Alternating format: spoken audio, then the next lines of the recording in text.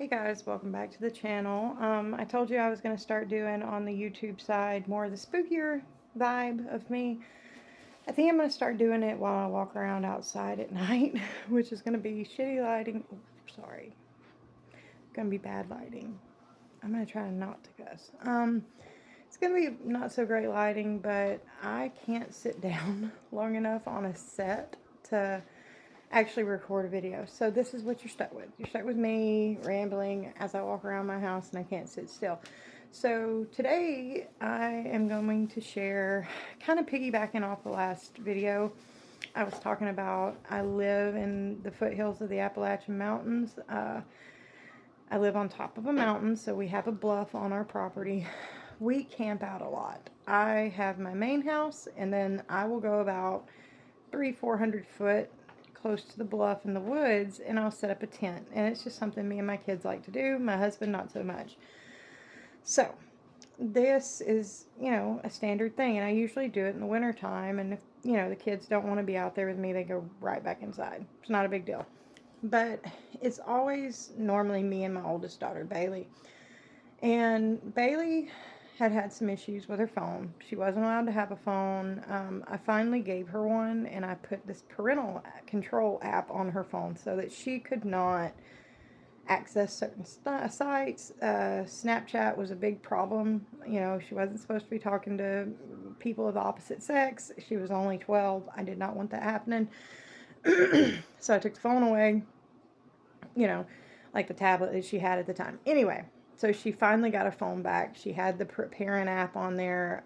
It monitored everything she did.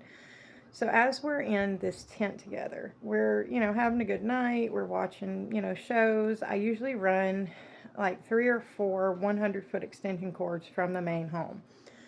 So as we're in our tent, I was laying there and I had a dream about I'm asleep in our house and I hear Bailey outside screaming. I run outside, and once I'm outside, there's this evil being, evil entity out there waiting on me. And once I'm outside and the door of the house slams shut, I'm looking and I realize I've messed up. I've messed up big. But in that dream, I had a dream that I saw her phone. I have Life 360. I had seen in the dream her phone had pinged that Bailey left home. So I didn't understand what was going on. And then I heard her screaming outside. I run outside. This is all a dream. Well, real life comes around. We're camping out in my car. In my tent. And, we're laying out there. We're, doing all the things. We're both on phones watching stuff. It comes time to cut everything off and just go to bed. It was probably 2 o'clock when all of it happened, but we go to bed at about 11. So we're asleep. I was scared because it was kind of drizzling outside. The tent didn't leak, but I didn't want something to come in from the bottom and get our phones wet. So I had sat our phones up on top of this box that I use for sewing. I crochet out there. I do all things. So as me and Bailey are laying there, sorry, as we're laying there though, I put both of our phones on top of each other, on top of this box charging. I'm laying there, I'm asleep, and I hear my phone ping Live 360 saying somebody had left. And I'm like, it's 2 o'clock, nobody's left, and I get up, I look at my phone was on top, and I see Bailey's phone is pinging and I heard something outside walking along the bluff, and Bailey's phone, I'm watching it on 360, is going back and forth along the bluff. And I'm just like, and at first I'm like, I'm waking up. I'm not even thinking, look over, look behind you and see if she's there.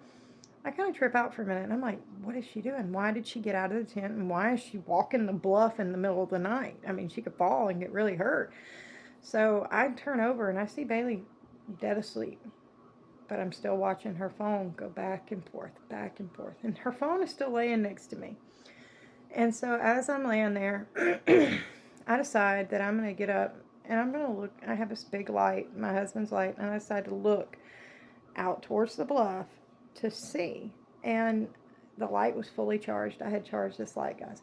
I go up, I unzip the one zipper And it has like this little mudroom looking thing, but it's open. It just has sides and it goes out farther. So I undo that, and the flap to the door, it was blowing. I unzip it, and I see somebody walking. It looks like my daughter, but I know it's not my daughter. My daughter is asleep in the tent beside me, or earlier.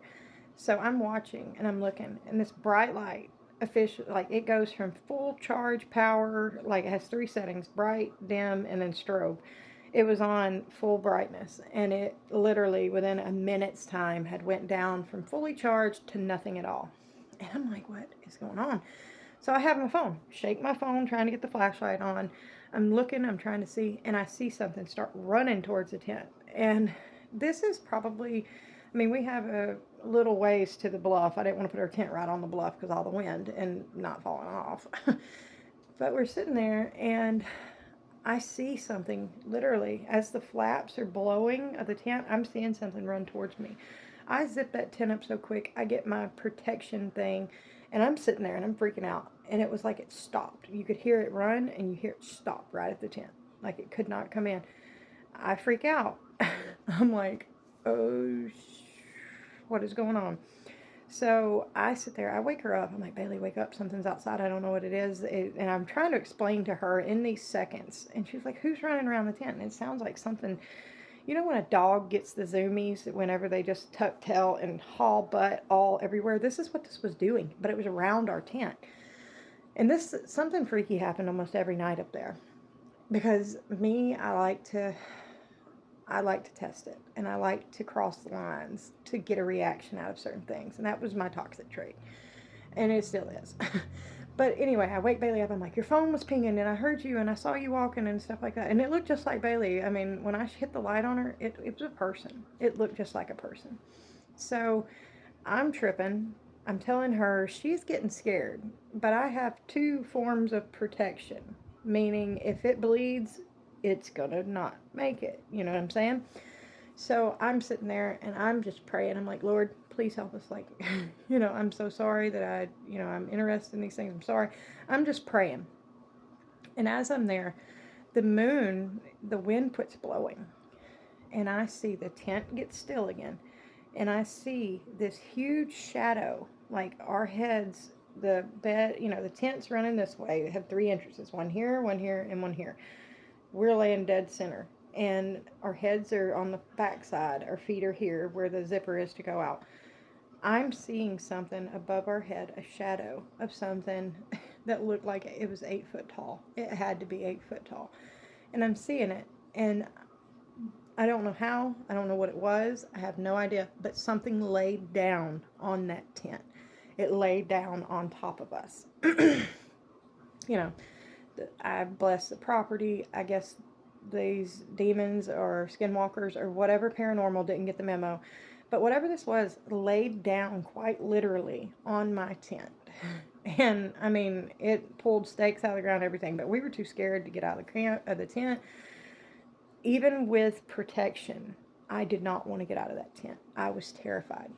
And I'm praying and I'm like, there's two things I can do. I can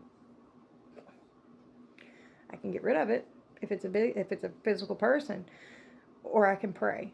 And neither were working. I was terrified. My daughter's crying, but the next day we go around the tent. There's nothing there. We don't know what it was. I mean, something's messing with me hard, and it always has since I was little and my dad died.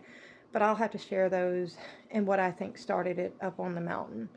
So, anyways, if you're new, subscribe, follow along, become part of the family. I am going to try to get a backdrop and a set to where I can sit on it, and maybe my daughters can be on there and talk and tell some of them too. As the channel gets bigger, I'll share y'all's stories.